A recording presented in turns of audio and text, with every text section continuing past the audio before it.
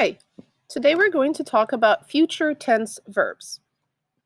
What does that mean? What are future tense verbs? Let's check it out. The action verb and a future tense verb will still happen in the future, which means it's still going to happen and it hasn't happened yet. For the future tense verbs, there are two parts of the verb. You have to include both of them in the verb for the sentence to be correct. For example, you always have to have the word will plus the action verb itself to make sure that you're talking about something that will still happen in the future. The good thing about the future tense verbs is that it's super simple. All subjects, regardless of whether they're singular or plural, the verb will remain exactly the same, and you do not have to worry about changing how the verb will look. So, for example, let's look at he, she, it, or any singular noun.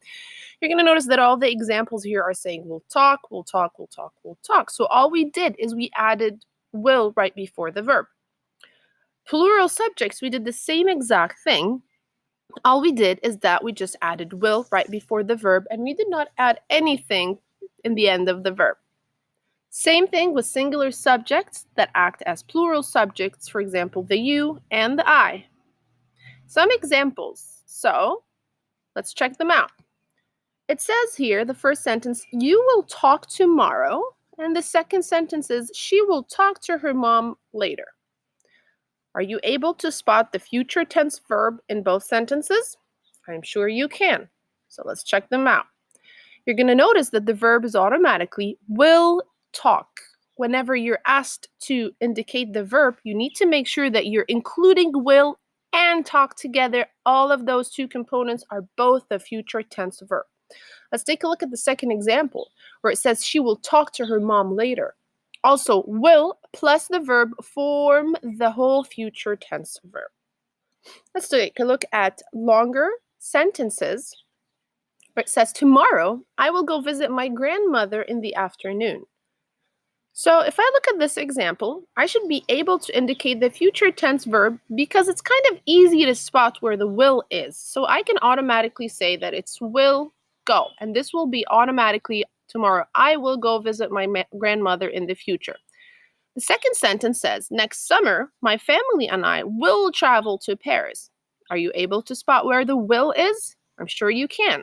So let's take a look.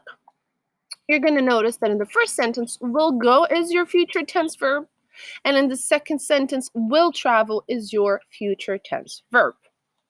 So, can you spot the clue word that would help you probably understand that this is happening in the future? I'm sure you can as well. Let's take a look at this first sentence.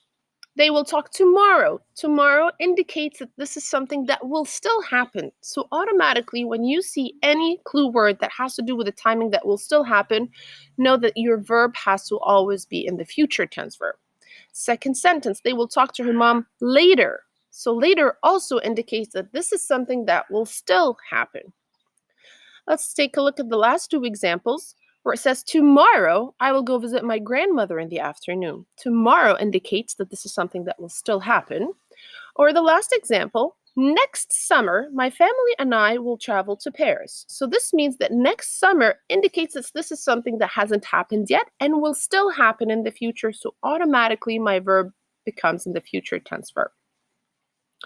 So can you think of more future tense verbs? I'm sure you can. So now it's your turn. Go out there and make sure you're getting all these answers correct. Thank you. Bye-bye.